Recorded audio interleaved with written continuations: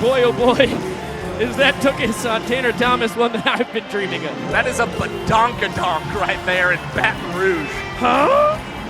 Oh, God. Tanner Tinder Thomas. Yeah. Oh, easy, Vince. No surgery involved in that behind. Au natural. On the Animals left fielder, this one hit a mile high down the right field line. Tanner Thomas has left Alec Box Stadium. A towering blast with that bodacious booty. And the Animals strike first here in the 8th.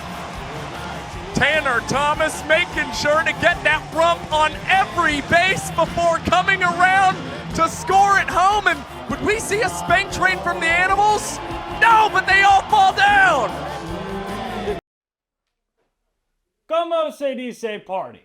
If you liked that video, I sure did, you should click this one, or that one, or both of them, or as many of them as you want.